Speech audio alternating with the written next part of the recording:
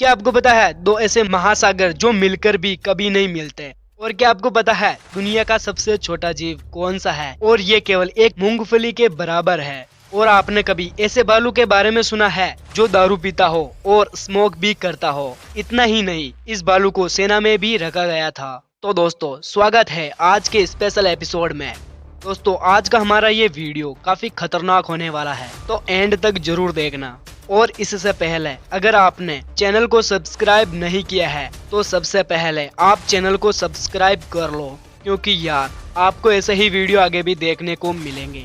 तो चलिए बिना किसी देरी के वीडियो शुरू करते हैं। क्या आपको पता है गिरगिट की एक ऐसी प्रजाति को वैज्ञानिकों ने खोजा है जिसकी साइज केवल और केवल एक मूंगफली के बराबर है। इस गिरगिट का नाम नैनो गिरगिट है। इस गिरगिट की खोज 2012 में उत्तरी मेडागास्कर के पहाड़ों में हुई और इसकी बॉडी दूसरे जो गिरगिट होते हैं उसी की तरह है। लेकिन वैज्ञानिकों का मानना है यह गिरगिट भी संकटग्रस्त प्रजातियों में शामिल हो सकते हैं, क्योंकि दोस्तों नैनो गिरगिट की प्रजाति में अभी तक 2 गिरगिट ही मिले हैं। इसमें से एक नर है और एक मादा है। और दोस्तों यह भी जो बड़े गिरगिट होते हैं उन्हीं की तरह शिकार करते हैं। इनकी जीभ भी उतनी ही लंबी होती है और ये अब तक का 11,500 प्रजातियों में से सबसे छोटा जीव है। और वैज्ञानिकों का मानना है कि जो नर गिरगिट है उससे बड़ा शरीर मादा गिरगिट का है। दोस्तों, अब हम बात करते हैं हिंद महासागर और प्रशांत महासागर की। दोस्तों, यह दोनों महासागर अलास्का की खाड़ी में मिलते हैं। लेकिन दोस्तों, आप यह जानकर हैरान रह जाएंगे कि यह मिलकर भी कभी नहीं मिलते, क्योंकि इनका पानी एक दूसरे से कभी भी नहीं मिलता है। वैज्ञानिकों ने बताया है कि इनका एक दूसरे में नहीं मिलना एक महासागर का पानी खारा होना है और दूसरे महासागर का मीठा, क्योंकि ग्लेशियर से पिघलने से बने सागर का पानी मीठा होता है और वहीं समुद्र का पानी खारा होता है। जहां ये दोनों सागर मिलते हैं वहां झाग की एक दीवार बन जाती है।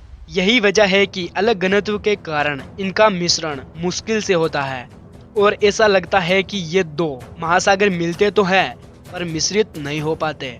इन दोनों महासागरों के बारे में सबसे पहले 2010 में पता चला था, जब एक फोटोग्राफर फोटोग्राफी कर रहा था।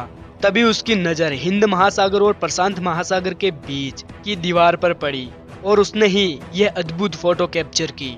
और तब वैज्ञानिकों ने इस पर रिसर्च किया और उसके बाद पता चला कि एक समुद्र का पानी मीठा होता है और दूसरे का खारा होता है। इस वजह से ही दोनों महासागरों के बीच एक दीवार बन जाती है और इसी कारण ये एक दूसरे में नहीं मिल पाते हैं। दोस्तों, अब हम बात करते हैं एक ऐसे भालू के बारे में जो दारू पीता था और स्मोक भी करता था और वह सैनिक भी था। दोस्तों, ये कहानी है एक भालू की जिसका नाम वोजटेक था। ये भालू जब छोटा सा था तब शिकारियों ने इसकी माँ को गोली मार दी और उसके बाद उसकी माँ की मृत्यु हो गई। 1941 में पोलैंड के पुलिस सैनिक एक दिन ईरान की पहाड़ियों से गुजर रहे थे।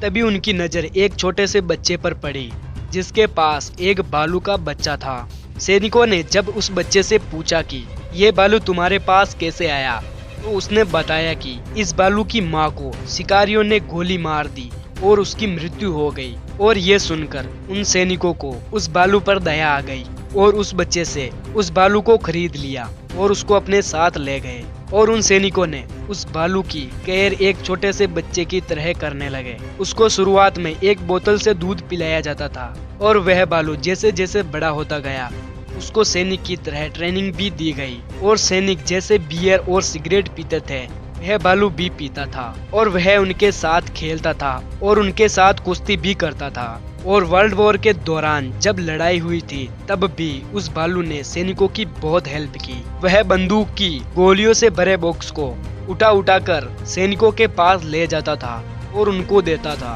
1943 में जब पुलिस सैनिक मोंटे कैसिनो की लड़ाई के लिए इटली जाने वाले थे तो वे भी चाहते थे कि वोजटेक को भी साथ ले जाए, लेकिन जहाजों में जाने के लिए उनके नियमों का पालन करना जरूरी था। इस कारण वोजटेक का पुलिस सैनिक होना जरूरी था। इसलिए पुलिस सैनिकों ने वोजटेक को इसकी पहचान देने का सोचा, जैसे कि उसकी खुद की पे बुक और नाम, रैंक और नंबर दिया गया, जिससे ये साबित कर दिया गया कि यह एक पुलिस सैनिक है। और उस लड़ाई में वोजटेक ने बारूद के बड़े बड़े गोले को एक स्थान से दूसरे स्थान तक ले जाने में सैनिकों की मदद करता था। और उसके बाद जब लड़ाई खत्म हुई, बहुत से सैनिकों को अपने घर जाना था और कुछ का ट्रांसफर हो गया।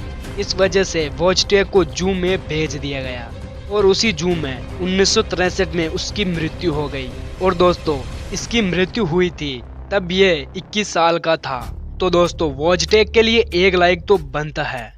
और अभी तक आपने हमारे YouTube चैनल को सब्सक्राइब नहीं किया है तो जल्दी से आप सब्सक्राइब कर लो, क्योंकि आपको इंटरेस्टिंग फैक्ट ऐसे ही देखने को आगे भी मिलेंगे। तो मिलते हैं अगले वीडियो में।